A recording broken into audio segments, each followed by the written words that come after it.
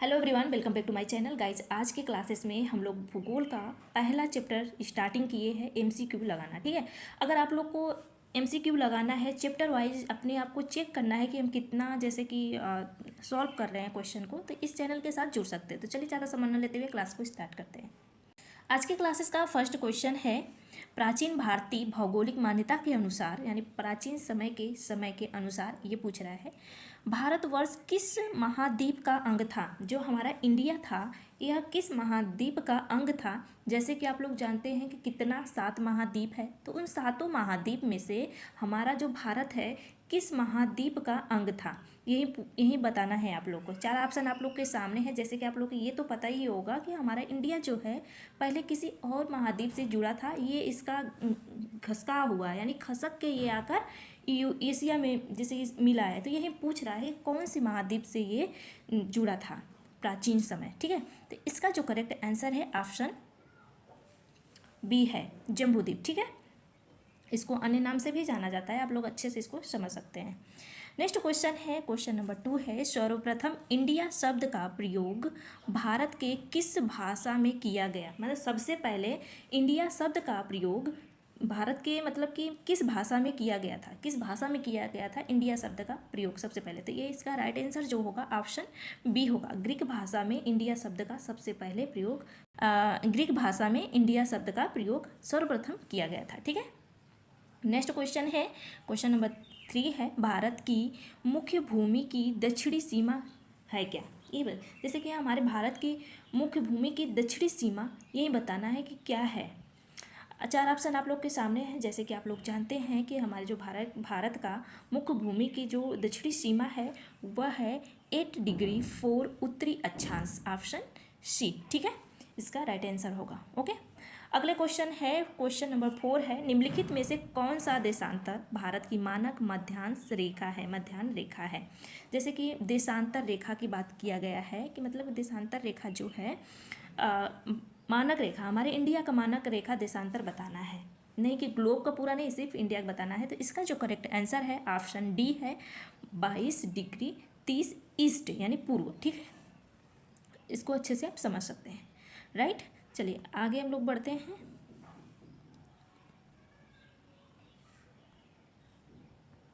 अगले क्वेश्चन है, question number 5 है, भारत का प्रामाणिक समय उस स्थान का स्थानीय समय है जो स्थित है। जैसे कि भारत का जो प्रामाणिक समय है, यानी कि हमारे इंडिया का समय है, किस स्थान से उसको किस स्थान से जुड़ा हुआ है, उसी को बोलते हैं प्रामाणिक समय। तो इसका जो करेक्ट आंसर है ऑप्शन सी है, इलाहाबाद के समीप में है प्रामाणिक समय का स्थानीय समय हम लोग को स्थित है। ठीक है, सो चलिए नेक्स्ट क्वेश्चन है।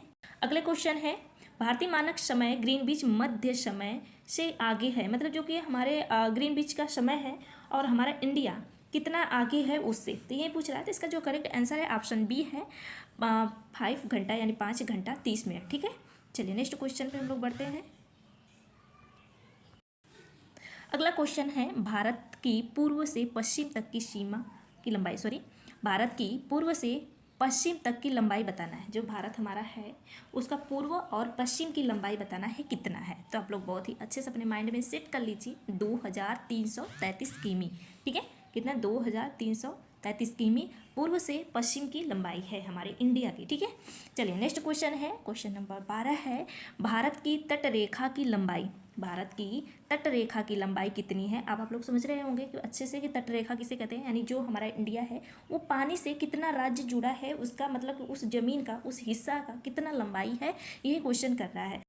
तो इसका जो करेक्ट आंसर है ऑप्शन ए है, 6100 किमी। ठीक है, चलिए नेक्स्ट क्वेश्चन है, भारत का क्षेत्रफल विश्व में कुल भौगोलिक क्षेत्रफल का कितना है? जैसे कि हमारा जितना पूरा विश्व है उसमें से हमारा इंडिया का कितना प्रतिशत भाग है, ये पूछ रहा है कि जो हमारा विश्व में पूरा इंडिया का कितना प्रतिशत भाग है। तो इसका जो करेक्ट आंसर है ऑप्शन बी है। ठीक है, 2.4%। ठीक है, नेक्स्ट क्वेश्चन है, क्वेश्चन नंबर 14 है, भारत के कुल क्षेत्रफल का कितना प्रतिशत भाग पर्वतीय क्षेत्र, यानी पर्वतीय क्षेत्र, 1 मिनट गाइस, हाँ, पर्वतीय क्षेत्र यानी कि मध्य समुद्र के तल के 2135 मीटर या अधिक ऊंचाई के अंतर्गत आता है। ये क्वेश्चन पूछ रहा है कि जो मध्य समुद्र है उससे मतलब उससे 1135 मीटर या अधिक ऊंचाई के अंतर्गत आता है पर्वत, जो उसका प्रतिशत कितना है, ये क्वेश्चन पूछ रहा है। ठीक है, तो इसका जो करेक्ट आंसर है ऑप्शन ए है। ठीक है, 10.7%। ओके गाइस, चलिए नेक्स्ट क्वेश्चन हम लोग देखते हैं। नंबर 15 है, संपूर्ण भारत के कितने प्रतिशत भूभाग पर पर्वत और पहाड़ियों का विस्तार पाया जाता है। सो इसका करेक्ट आंसर क्या है बताने की आप लोग कोशिश करिए, प्रयास करिए, पढ़े होंगे तो जरूर बता जाएंगे। तो इसका जो राइट आंसर है ऑप्शन सी है, 29.3% क्या है, पर्वत पहाड़ी है। देखिए यहाँ पे पर्वत और पहाड़ियों का विस्तार पाया जाता है। कितने प्रतिशत, 29%, 0.3%। ठीक है, इस तरीके से बता सकते हैं। अगर केवल सिर्फ पर्वत भी रहेगा ना तो यही आंसर रहेगा। देखिए आगे चल के ये क्वेश्चन रिपीट होगा। ओके, नेक्स्ट क्वेश्चन है, क्वेश्चन नंबर 16 है, संपूर्ण भारत के कितने प्रतिशत भूभाग पर पठार का विस्तार पाया जाता है। तो इसका जो राइट आंसर है ऑप्शन सी है, 27.7% विस्तार पठार का भारत में पाया जाता है। ओके, चलिए अगले क्वेश्चन पे हम लोग बढ़ते हैं। अगला क्वेश्चन है, समुद्र में भारत की प्रादेशिक सीमा का विस्तार कहाँ तक है। मतलब समुद्र में जो सॉरी एक क्वेश्चन छूट गया ना। क्वेश्चन नंबर 17 है, संपूर्ण भारत के कितने प्रतिशत भूभाग पर मैदान का विस्तार पाया जाता है। देखिए हम लोग पर्वत देखने कितना विस्तार पाया जाता है, पठार देखने कितना विस्तार पाया जाता है इंडिया में, और मैदान कितना पाया जाता है इंडिया में, ये हम लोग जानेंगे कितना पाया जाता है। तो इसका जो करेक्ट आंसर है ऑप्शन डी है, 43.0%। ठीक है, 43 यहाँ पे दिया। ओके, अगले क्वेश्चन है, क्वेश्चन नंबर 18 है, समुद्र में भारत की प्रादेशिक सीमा का विस्तार कहाँ तक है। जैसे कि पूछ रहा है कि हमारा जो समुद्र वाला भाग है इंडिया का, उसके आगे भी मतलब पानी में भी तो हम लोग का कुछ अधिकार होगा। तो वही पूछ रहा है कितने मील तक अधिकार है, यानी प्रादेशिक सीमा का विस्तार कहाँ तक है, कहाँ पे, समुद्र में, ये पूछ रहा है ना। तो इसका जो करेक्ट आंसर है ऑप्शन बी है, 12 समुद्री मील तक हम लोग का अधिकार है। ठीक है, प्रादेशिक सीमा है वहाँ तक। ठीक है, चलिए अगले क्वेश्चन पे हम लोग बढ़ेंगे। अगला क्वेश्चन है, क्वेश्चन नंबर 19 है, भारत का संलग्न क्षेत्र प्रादेशिक जल सीमा के आगे कितने समुद्री मील के तक है, मतलब मील तक है, ये पूछ रहा है। या प्रादेशिक जल सीमा के आगे, मतलब जो अभी हम लोग पढ़ेंगे प्रादेशिक सीमा कहाँ तक है, विस्तार कहाँ तक है, तो हमने पढ़ा है कि 12 समुद्री मील तक है। ठीक है, अब ये पूछ रहा है, ये क्वेश्चन पूछ रहा है प्रादेशिक सीमा जो है मतलब संलग्न है जो, उसको मतलब जल सीमा के आगे कितने मील तक है, ये पूछ रहा है। उसके आगे भी होगा, तो इसका जो करेक्ट आंसर है ऑप्शन बी है, 24 मील तक। ठीक है, नेक्स्ट क्वेश्चन, क्वेश्चन नंबर 20 है, भारत का एकांतिक आर्थिक क्षेत्र संलग्न क्षेत्र के आगे समुद्री मील दूरी तक है, बताना है। मतलब जो आर्थिक हम लोग का है, जैसे आर्थिक का मतलब यही होता है गाइस कि जैसे कि पानी में लोग मछली उगाते हैं, जो हम लोग का समुद्र है, जो समुद्र से टच कर रहा है प्रदेश हम लोग का इंडिया का, वहाँ मतलब कि उसके आगे जैसे आर्थिक संलग्न क्षेत्र कितना है, यही पूछ रहा है। तो इसका जो सिंपल सा आंसर है कि इसका ऑप्शन बी है। ठीक है, 200 मील तक। ओके, चलिए नेक्स्ट क्वेश्चन पे हम लोग बढ़ते हैं। क्वेश्चन नंबर 21 है, भारत के कितने राज्य समुद्र के किनारे पर हैं। तो इसका जो करेक्ट आंसर है ऑप्शन सी है, 9 राज्य जो हैं समुद्र के किनारे पे हैं, यानी तटीय रेखा उसको भी बोलते हैं। ठीक है, चलिए क्वेश्चन नंबर 22 है, निम्न में से भारत कौन सा राज्य, मतलब भारत का कौन सा राज्य सर्वाधिक लंबी तट रेखा वाला राज्य है। जैसे कि मैं आप लोग को बता चुकी हूँ कि तट रेखा वाला राज्य किसे कहते हैं, जो पानी को टच करते हैं उसे तट रेखा वाला राज्य कहते हैं। ओके, तो आइए बताना है कि कौन सा राज्य है जो सर्वाधिक यानी हर राज्य से सबसे अधिक लंबा है तट रेखा में। तो इसका जो करेक्ट आंसर है ऑप्शन बी है, गुजरात। ओके, चलिए नेक्स्ट क्वेश्चन है, क्वेश्चन नंबर 23 है, कर्क रेखा भारत के निम्न में से किस राज्य में से गुजरती है, मतलब नहीं गुजरती है। जो आप लोग को जैसे कि पता होगा कि जो कर्क रेखा है हमारे भारत से बीचों बीच होकर गुजरती है। तो यही पूछ रहा है कि कौन से राज्य, इस 4 ऑप्शन में से कौन सा ऐसा राज्य है जिसमें से नहीं होकर गुजरती है। जैसे कि ऑप्शन ए है राजस्थान, ऑप्शन बी है उड़ीसा, ऑप्शन सी है झारखंड और ऑप्शन डी है मिजोरम। तो जैसे कि आप लोग को पता है कि उड़ीसा क्या है, नीचे पड़ जाता है, और राजस्थान से ठीक सोच होकर मिजोरम तक कर्क रेखा जाता है इंडिया से। ठीक है, तो उसमें से कौन कौन से राज्य पड़ता है आप लोग अच्छे से याद कर लीजिएगा। ओके, जैसे कि राजस्थान भी पड़ता है, झारखंड भी पड़ता है, मिजोरम भी पड़ता है, इस तरीके से। जैसे कि हमें लगता है कि 8 राज्य कर्क रेखा से पड़ता है। ठीक है, लेकिन उड़ीसा नहीं पड़ता है, ये नीचे हो जाता है। ओके, क्वेश्चन नंबर 24 है, कौन सी अक्षांश रेखा भारत के मध्य से होकर गुजरती है? जैसे मैं अभी जस्ट बताई हूँ कि हमारे इंडिया से बीचों बीच से होकर कर्क रेखा गुजरती है। ठीक है, कितने राज्यों से? 8 राज्यों से होकर गुजरती है। तो इसका जो करेक्ट आंसर है ऑप्शन ए हो जाएगा। अक्षांश रेखा कर्क रेखा जो है भारत के मध्य से होकर गुजरती है। ओके, नेक्स्ट क्वेश्चन है, क्वेश्चन नंबर 25 है, कर्क रेखा भारत के कितने राज्यों से होकर गुजरती है? जो कि मैं एक बार नहीं कई बार अभी जस्ट बता दी हूँ कि जो कर्क रेखा है भारत से 8 राज्यों से होकर गुजरती है। और कौन कौन से राज्यों से होकर गुजरती है इसको बहुत ही अच्छे तरीके से आप लोग एक बार मैप में देख लीजिएगा। ओके, क्वेश्चन नंबर 26 है, निम्न में से किस राज्य से होकर कर्क रेखा नहीं गुजरता है? अभी ये क्वेश्चन रिपीट हुआ है, उड़ीसा से होकर नहीं गुजरता है, जो कि अभी हम लोग यहाँ पे पढ़े हैं। ठीक है, गुजरात से भी गुजरता है, राजस्थान से भी गुजरता है, पश्चिम बंगाल से भी कर्क रेखा गुजरता है। ठीक है, मिजोरम से, त्रिपुरा से, इन सभी राज्यों से कर्क रेखा होकर गुजरता है। ठीक है, चलिए अगले क्वेश्चन पे हम लोग बढ़ते हैं।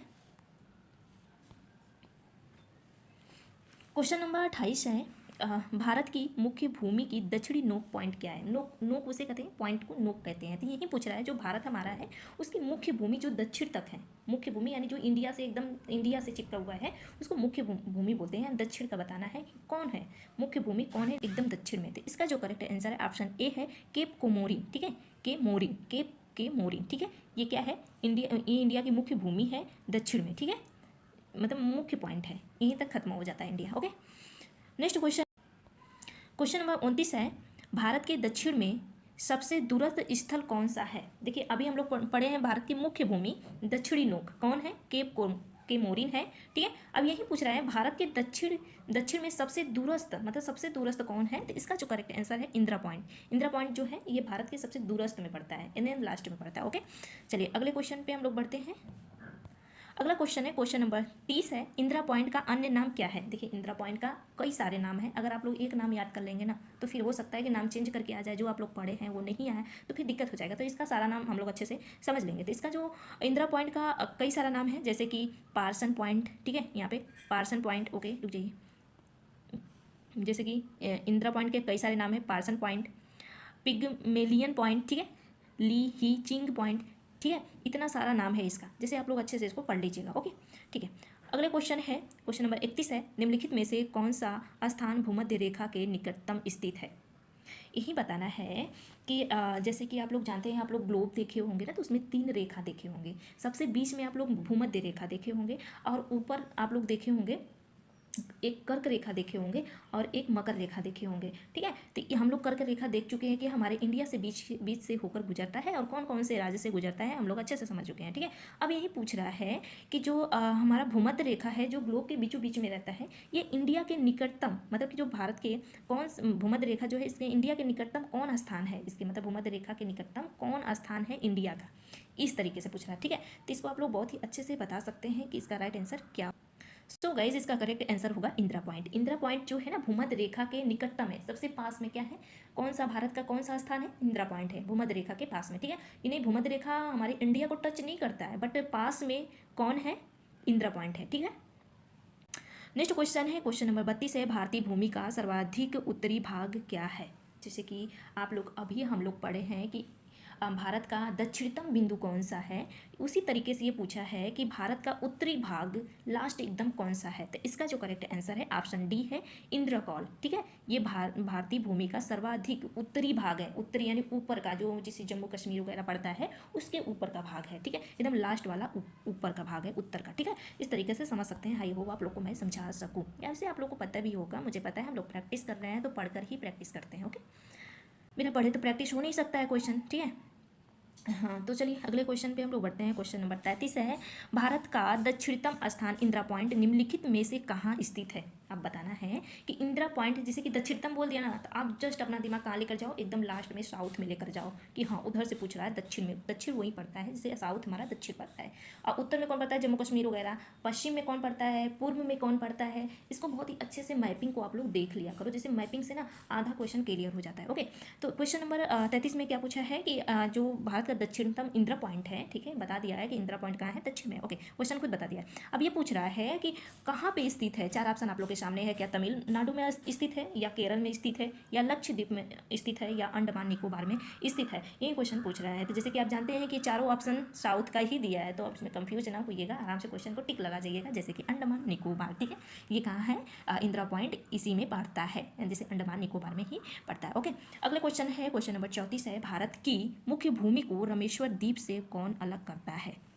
जो भारत हमारी है मुख्य द्वीप है, ठीक है, मुख्य द्वीप में कौन पड़ता है, रामेश्वर द्वीप पड़ता है। ठीक है, और रामेश्वर द्वीप से कौन अलग करता है मुख्य भूमि को, कौन सा चैनल अलग करता है। 4 ऑप्शन आप लोग के सामने है, इसमें से करेक्ट आंसर बताने का प्रयास करें। जो कि इजी सा क्वेश्चन है कि ऑप्शन बी जो है पंबन चैनल, ये रामेश्वर द्वीप को अलग करता है, मतलब मुख्य भूमि को, इंडिया को अलग कर देता है। कौन सा चैनल, पंबन चैनल। ओके, इसमें रामेश्वर द्वीप भी पड़ता है। ओके, ठीक है, नेक्स्ट क्वेश्चन है,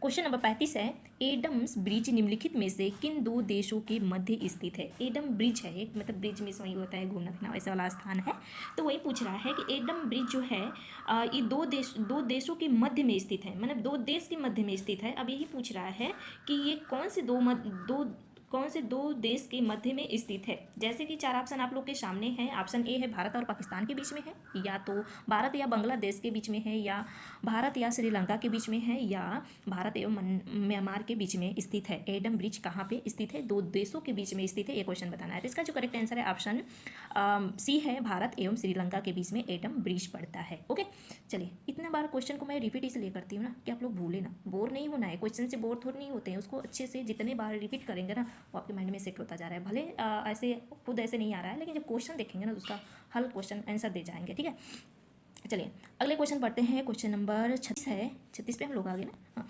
क्वेश्चन नंबर 36 है, निम्नलिखित में से कौन सा जलाशय अंडमान और निकोबार द्वीप समूह को अलग करता है।